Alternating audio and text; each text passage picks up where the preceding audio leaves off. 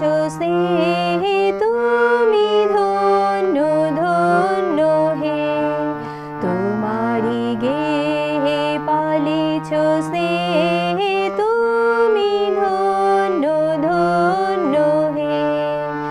আমার প্রাণ তোমারি দান, তুমি ধন্য ধন্য হে, তোমারি গেহে পালিছ স্নেহে তুমি ধন্য ধন্য হে।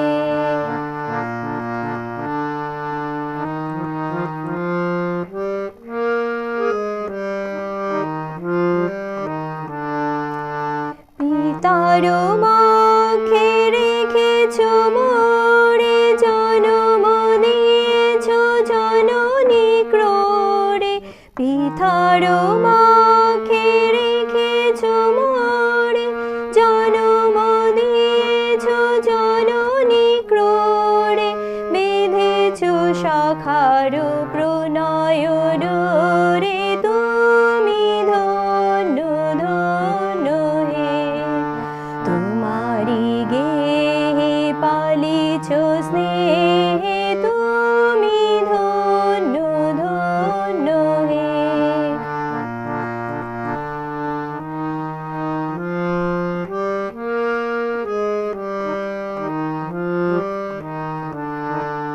তোমার বিশাল বিপুল ভুবন করেছ আমার নয়ন লোভন। তোমার বিশাল বিপুল ভুবন করেছ আমার নয়ন লোভন। নদী গিরি বন সরস শোভন, তুমি ধন্য ধন্য হে, তোমারি গেহে পালিছ স্নেহে তুমি ধন্য ধন্য হে।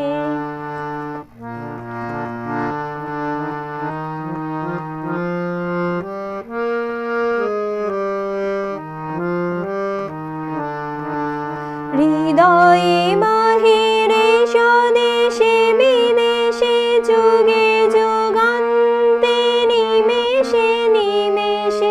হৃদয়ে মাহিরে স্বদেশে বিদেশে, যুগে যুগান্তে নিমেষে নিমেষে।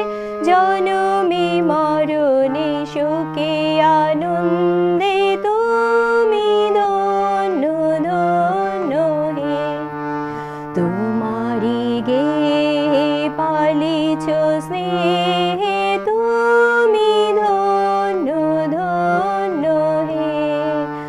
আমার প্রাণ তোমারি দান, তুমি ধন্য ধন্য হে, তোমারি গেহে পালিছ স্নেহে তুমি ধন্য ধন্য হে। নমস্কার, আশা করি সকলেই ভালো আছেন। পিতা পরমেশ্বরকে ধন্যবাদ দিই যে তিনি আবার তারই একটি পবিত্র নিরূপিত দিনে আমাদের সকলকে তার চরণে আসবার সুযোগ দিয়েছেন।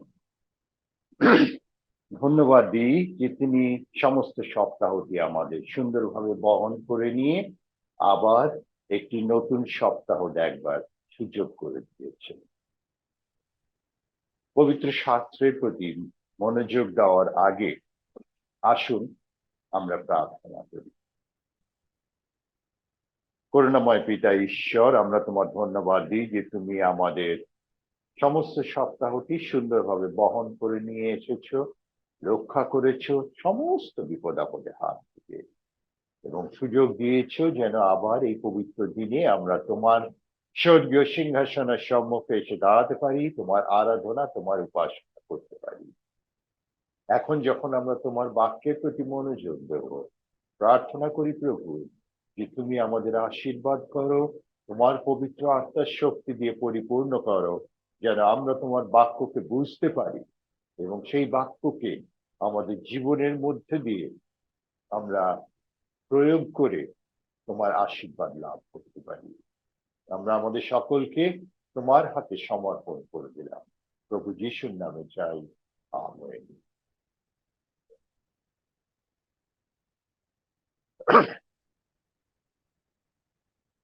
খুব প্রচলিত একটা বাংলা কথা আছে, কথাটি হচ্ছে বিপদ যখন ঘাড়ের উপরে নিঃশ্বাস ফেলে।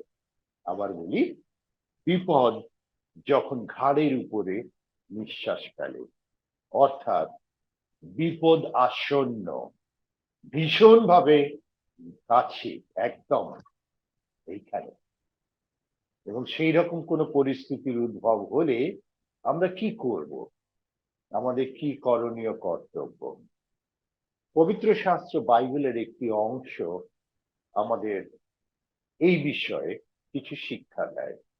আমি তাই প্রথমে পবিত্র শাস্ত্র বাইবেল থেকে সেই অংশটি আমাদের সকলকে পড়ে শোনাতে চাই, এবং পড়ার পরে এই অংশটির থেকে আমি যে শিক্ষা পেয়েছি সেই শিক্ষা আপনাদের সামনে তুলে ধরতে চাই। আসুন, আমি পড়ছি দ্বিতীয় বংশাবলী। আমি পড়ছি দ্বিতীয় বংশাবলীর 20 অধ্যায়, দ্বিতীয় বংশাবলী 20 অধ্যায় 1 থেকে 13 পদ পর্যন্ত। দ্বিতীয় বংশাবলী পুরাতন নিয়মের 20 অধ্যায় 1 থেকে 13 পর্যন্ত। পরে মোয়াব সন্তানগণ ও আম্মন সন্তানগণ এবং তাহাদের সহিত কতগুলো মায়নীয় লোক জিহোশাফটের বিরুদ্ধে যুদ্ধ করিতে আসিল। তখন কোন কোন লোক আসিয়া জিহোশাফটকে এই সংবাদ দিল, সাগরের ওপারস্থ অরাম হইতে বৃহৎ লোক সমূহ আপনার বিরুদ্ধে আসিতেছে। দেখুন, তাহারা হস্যশন তামরে অর্থাৎ ঐনগদিতে আছে। তাহাতে জিহোশাফট ভীত হইয়া সদাপ্রভুর অন্বেষণ করিতে প্রবৃত্ত হইলেন। এখানে আমি বলে রাখি, জিহোশাফট কিন্তু একজন রাজা ছিলেন। তাহাতে জিহোশাফট ভীত হইয়া সদাপ্রভুর অন্বেষণ করিতে প্রবৃত্ত হইলেন এবং জিহুদার সর্বত্র উপবাস ঘোষণা করিলেন। আর জিহুদার লোকেরা সদাপ্রভুর কাছে সাহায্য যাত্রা করিবার জন্য একত্র হইল। জিহুদার সমস্ত নগর হইতে লোকেরা সদাপ্রভুর অন্বেষণ করিতে আসিল। পরে জিহোশাফট সদাপ্রভুর গৃহে নূতন প্রাঙ্গণের সম্মুখে জিহুদার ও জেরুসালেমের সমাজের মধ্যে দাঁড়াইলেন আর কহিলেন, হে আমার পিতৃপুরুষদের ঈশ্বর সদাপ্রভু, তুমি কি স্বর্গস্থ ঈশ্বর নহ? তুমি কি জাতিগণের সমস্ত রাজ্যের কর্তা নহ? আর শক্তি ও পরাক্রম তোমারই হস্তে। তোমার বিপক্ষে দাঁড়াইতে তাহারও সাধ্য নাই। হে আমাদের ঈশ্বর, তুমি কি আপন প্রজা ইসরায়েলের সম্মুখ হইতে এই দেশের নিবাসী দিগকে অধিকারচ্যুত করো নাই, এবং তোমার মিত্র অব্রাহামের বংশকে চিরকালের জন্য কি এই দেশ দাও নাই? আর তাহারা কি এই দেশে বসতি করিয়াছে এবং এই দেশে তোমার নামের জন্য এক ধর্মধাম নির্মাণ করিয়া বলিয়াছে, খড়গ কি বিচারসিদ্ধ দণ্ড, কি মহামারী, কি দুর্ভিক্ষ স্বরূপ অমঙ্গল যখন আমাদের প্রতি ঘটিবে, তখন আমরা এই গৃহের সম্মুখে তোমারই সম্মুখে দণ্ডায়মান হইব। কেননা এই গৃহে তোমার নাম আছে, আর আমাদের সংকটে আমরা তোমার কাছে ক্রন্দন করিব। তাহাতে তুমি তাহা শুনিয়া নিস্তার দিবে, তুমি তাহা শুনিয়া নিস্তার করিবে। আর এখন দেখো, আম্মনের ও মোয়াবের সন্তানগণ এবং সেইর পর্বত নিবাসীরা, যাহাদের দেশে তুমি ইসরায়েলকে মিশর দেশ হইতে আসিবার সময় প্রবেশ করিতে দাও নাই, কিন্তু ইহারা উহাদের নিকট হইতে অন্য পথে গিয়াছিল, উহাদিগকে বিনষ্ট করো নাই। দেখো, উহারা আমাদের কিরূপ অপকার করিতেছে। তুমি যাহা আমাদিগকে ভোগ করিতে দিয়াছ, তোমার সেই অধিকার হইতে আমাদিগকে তাড়াইয়া দিতে আসিয়াছে। এ আমার ঈশ্বর, তুমি কি উহাদের বিচার করিবে না? আমাদের বিরুদ্ধে ওই যে বৃহৎ দল আসিতেছে, উহাদের বিরুদ্ধে আমাদের তো নিজের কোনো সামর্থ্য নাই। কি করিতে হইবে তাহাও আমরা জানি না। আমরা কেবল তোমার দিকে চাহিয়া আছি। এই রূপে শিশু, স্ত্রীলোক ও সন্তানগণের সহিত সমস্ত জিহুদা সদাপ্রভু সাক্ষাতে দণ্ডায়মান হইল। ঈশ্বরের বাক্যের গৌরব হোক। একটি রাজার বিরুদ্ধে একাধিক রাজা তাদের বিশাল সৈন্যবাহিনী নিয়ে আক্রমণ করতে এসেছিল। রাজা জানতেন যে তিনি তার রাজা জিহোশাফাত জানতেন যে তিনি তার সৈন্যবল দিয়ে সেই শত্রুপক্ষকে পরাজিত করতে পারবেন না।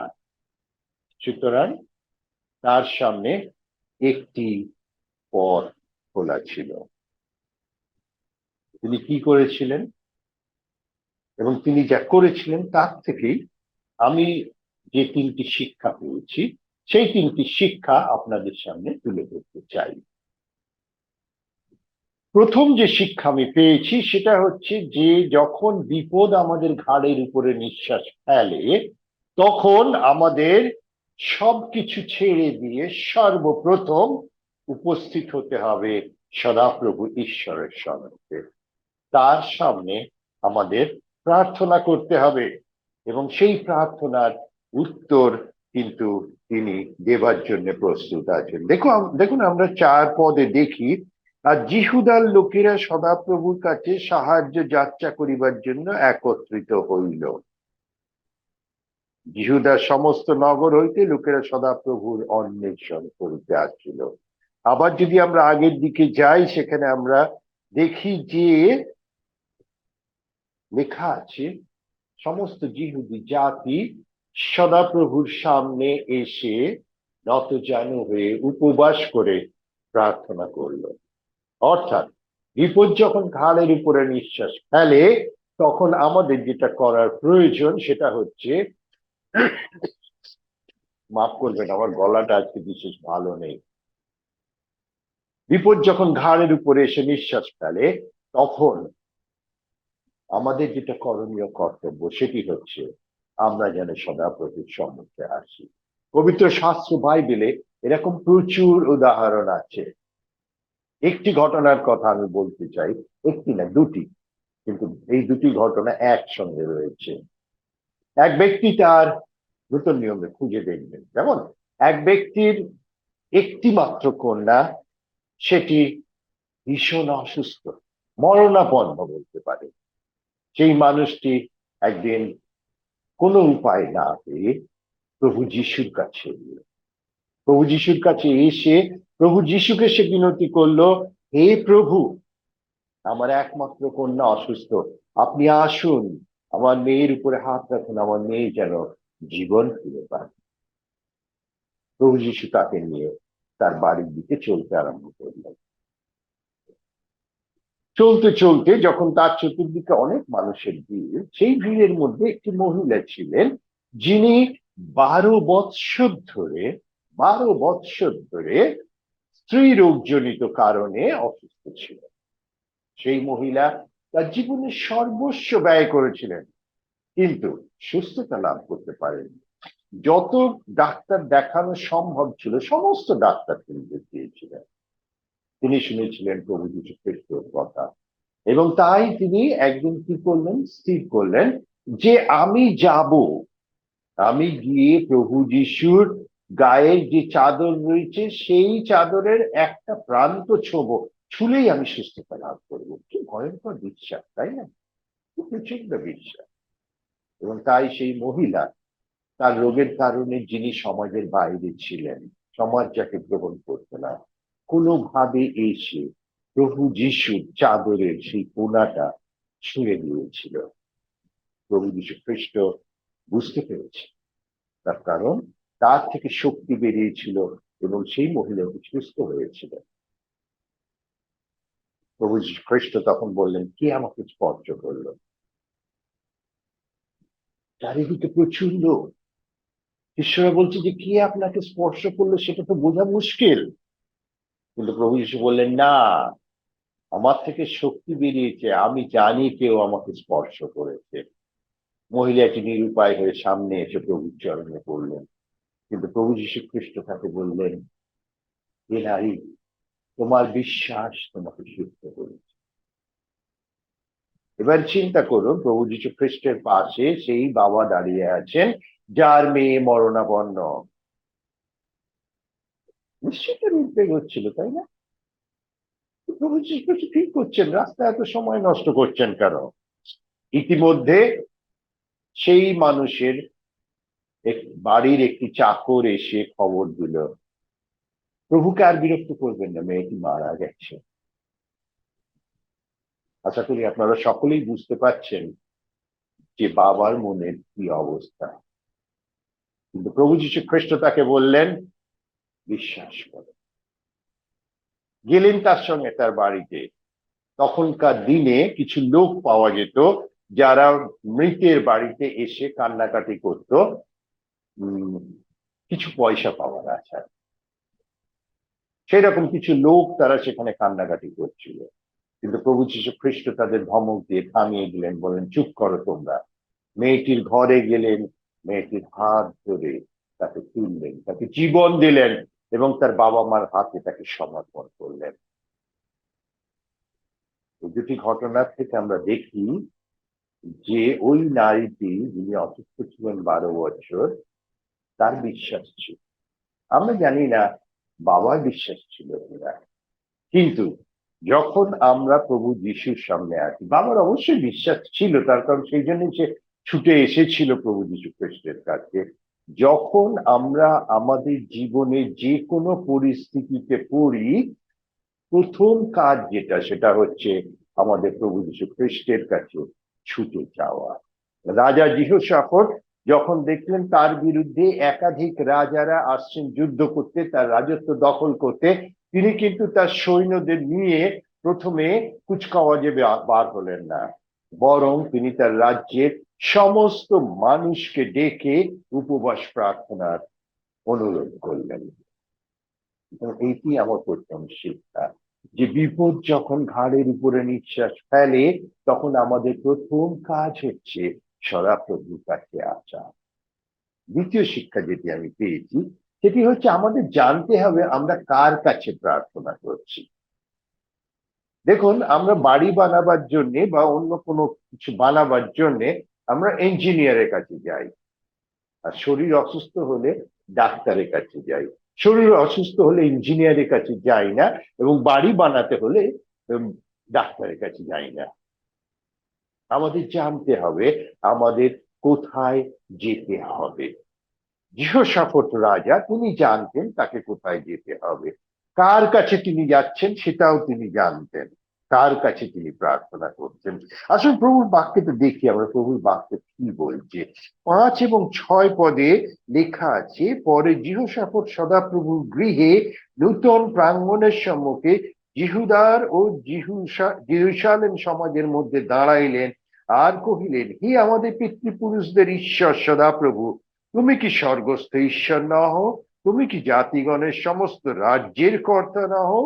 আর শক্তি ও পরাক্রমে তোমারই হস্তে তোমার বিপক্ষে দাঁড়াইতে কাহারও সাধ্য নাই।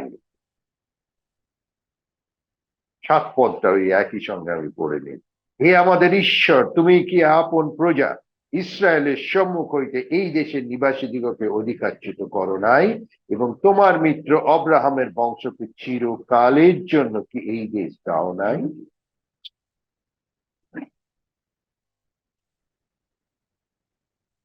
এখানে আমরা দেখছি যে রাজা জিহোশাফাত ঈশ্বরের মন্দিরের সামনে দাঁড়িয়ে স্বীকার করছেন যে তিনি প্রার্থনা করছেন স্বর্গাধিপতি এবং বিশ্বধিপতি, অর্থাৎ সমস্ত স্বর্গের রাজা, সমস্ত সৃষ্টির রাজা পিতা পরমেশ্বরের কাছে প্রার্থনা করছেন।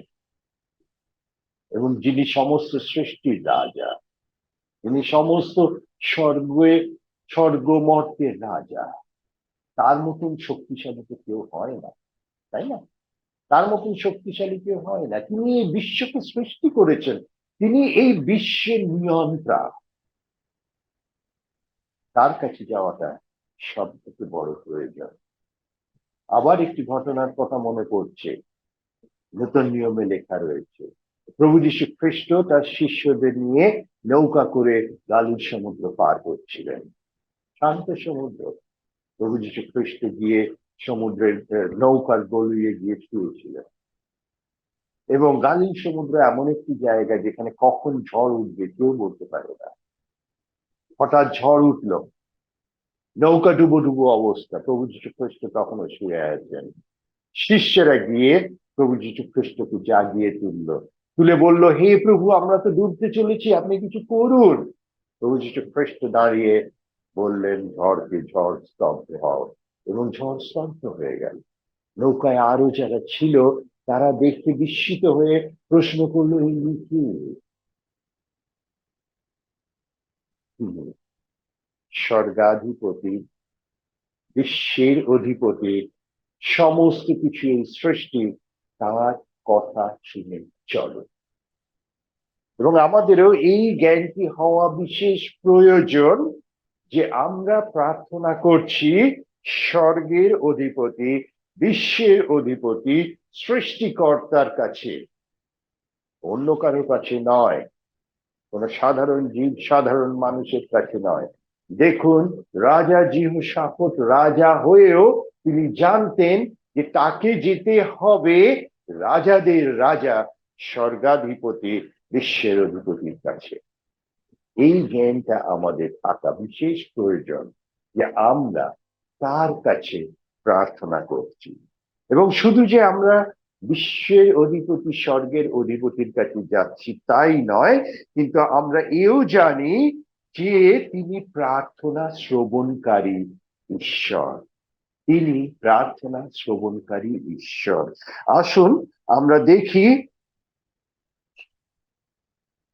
12 পদে, এ আমাদের ঈশ্বর, তুমি কি উহাদের বিচার করিবে না? আমাদের বিরুদ্ধে ওই যে বৃহৎ দল আসিতেছে, উহাদের বিরুদ্ধে আমাদের তো নিজের কোনো সামর্থ্য নাই, কি করিতে হইবে তাহাও আমরা জানি না, আমরা কেবল তোমার দিকে চাহিয়া আছি। একটা কথা আমি আপনাদের বলতে চাই, আমাদের ঈশ্বর সদাপ্রভু, তিনি প্রার্থনা শ্রবণকারী ঈশ্বর। তিনি আমাদের প্রতিটি প্রার্থনা শোনেন। মুশকিলটা আমাদের, অসুবিধাটা আমাদের। আমরা প্রতিটি প্রার্থনার উত্তর যেভাবে আমরা চাই সেইভাবেই পেতে চাই।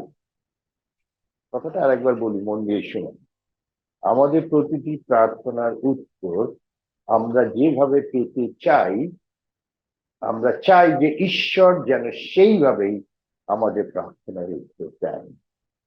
কিন্তু আমার শ্রোতাদের বা বন্ধুরা যারা আমার এই বাক্য শুনছেন, তাদের মধ্যে হয়তো বাবা মারাও আছেন। আমি আপনাদের একটা প্রশ্ন করতে চাই, সন্তানরা যখন আমাদের কাছে কিছু চান, তখন কি আমরা সঙ্গে সঙ্গে তার উত্তরটা হ্যাঁ বলি? বলি। আমিও বাবা, দুটি সন্তানকে আমিও মানুষ করেছি, সুতরাং আমি জানি সন্তানেরা যখন আমাদের কাছে কিছু চায় আমরা কিন্তু সঙ্গে সঙ্গে হ্যাঁ বলি না। আমাদের সাধারণত 3টি উত্তর হয়। আমরা হ্যাঁ বলি যদি সন্তানের জন্য সেই সন্তানের সেই অনুরোধটা যদি সঠিক হয়, আমরা হ্যাঁ বলি। যদি মনে করি যে না, এটা এই সময়ে আমাদের হ্যাঁ বলাটা ঠিক না, আমরা বলি অপেক্ষা করো। অথবা যদি মনে করি যে একেবারেই সেই প্রয়োজনটা তাদের অবান্তর, আমরা তাদের না বলি। সুতরাং 3টি উত্তর হয়, হ্যাঁ, অপেক্ষা করো, না। আমরা কিন্তু ঈশ্বরের কাছে হ্যাঁ ছাড়া অন্য দুটো শুনতে চাই না। আর যদিও বা ঈশ্বর আমাদের সেই উত্তর দুটো দেন, আমরা বলি ঈশ্বর আমাদের প্রার্থনার উত্তর দিচ্ছেন না। এটা কিন্তু ভুল কথা। ঈশ্বর আমাদের প্রতিটি প্রার্থনা শোনেন, প্রতিটি প্রার্থনার উত্তর দেন। এই 3টি মধ্য দিয়ে, হ্যাঁ, অপেক্ষা করো, না। এই ক্ষেত্রে আমরা দেখেছি এই যে রাজা জিহোশাফাতের ঘটনাটা আমরা পড়লাম, এই ঘটনার মধ্যে কিন্তু আমরা বুঝলাম যে ঈশ্বর তৎক্ষণাৎ তাদের সেই প্রার্থনার উত্তর হায়াতে দিয়েছিলেন। যিহুদি জাতিকে তিনি তাদের আসন্ন বিপদ থেকে, যে বিপদ তাদের ঘাড়ের উপরে নিঃশ্বাস ফেলছিল, সেই বিপদ থেকে তিনি তাদের রক্ষা করেছিলেন। মনে রাখবেন, প্রার্থনা আমাদের একমাত্র সদাপ্রভু ঈশ্বরের কাছে করতে হবে।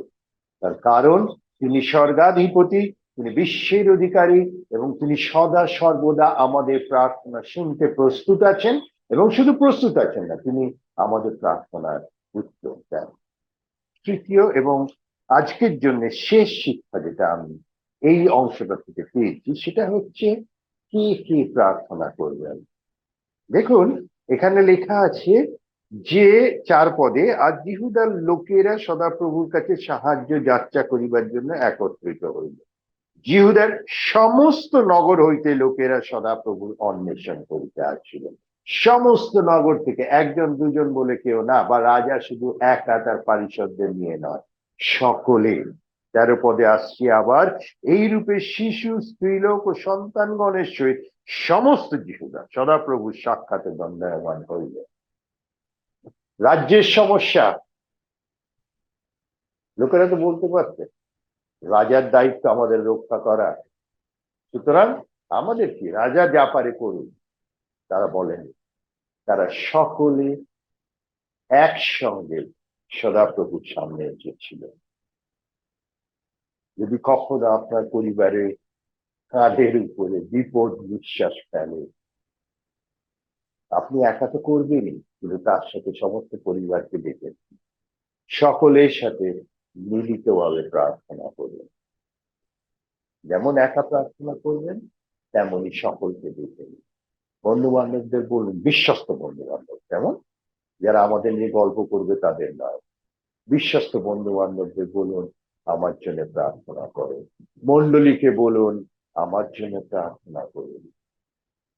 সকলে মিলে প্রার্থনা করুন। ঈশ্বর নিশ্চয়ই নিশ্চয়ই আপনার সেই প্রার্থনা শুনবেন এবং সেই প্রার্থনার উত্তর দেবেন। বিপদ যখন ঘাড়ের উপরে নিঃশ্বাস ফেলে, তখন আমাদের প্রথম কর্তব্য হচ্ছে আমরা যেন সদাপ্রভুর সামনে আসি, কারণ তিনি স্বর্গমর্তের অধীশ্বর, তিনি সমস্ত কিছুর নিয়ন্তা। তিনি আমাদের সামনে যে বিপদটা এসেছে, সেই বিপদেরও তিনি আমাদের সমাধান করে দেবেন। তাই আসুন বন্ধুরা, যখনই আমাদের জীবনে সেই রকম কোনো পরিস্থিতির সৃষ্টি হবে, রাজা জিহোশাফাতের মতন আমরা দেখব যে আমি তো একা, অসহায়, কি করতে হবে জানি না। শুধু জানবেন একটা জিনিস করতে হবে, রাজা জিহোশাফাতের মতন সদাপ্রভুর সামনে এসে নতজানু হতে হবে। আসুন আমরা প্রার্থনা করি। মঙ্গলময় পিতা ঈশ্বর, আমরা তোমাকে ধন্যবাদ দিই তোমার বাক্যের জন্য, ধন্যবাদ দিই তোমার সমস্ত আশীর্বাদের জন্য, ধন্যবাদ দিই যে তুমি আমাদের আশ্বাস দিলে জীবনে যে কোনো পরিস্থিতিতে আমরা তোমার সামনে এসে দাঁড়াতে পারি। এই সময় প্রভু, আমরা আমাদের সকলকে তোমার হাতে সমর্পণ করে দিচ্ছি। প্রার্থনা করি তুমি আমাদের পরিচালনা দাও, যেন আমরা তোমার পথে সঠিকভাবে চলতে পারি, এবং তোমার হাত যেন আমরা কখনো না ছেড়ে দিই। আগামী সপ্তাহটিতে তুমি আমাদের সকলকে রক্ষা করো, সকলের সহায় থেকো, যার যা প্রয়োজন তা তুমি জুড়িয়ে দিও। যারা অসুস্থ পীড়িত আছেন, তাদের সকলের উপরে তোমার সুস্থ প্রদানকারী হাত তুমি প্রসারিত করো। যাদের জীবনে অন্যান্য প্রয়োজন আছে, প্রতিটি প্রয়োজন তুমি তাদের মিটিয়ে দিও। আমরা আবার আমাদের সকলকে আরো একটি বার তোমার চরণে সমর্পণ করে দিলাম। তুমি আমাদের সহায় হও, প্রভু যীশু খ্রিস্টের নামে চাই, আমেন।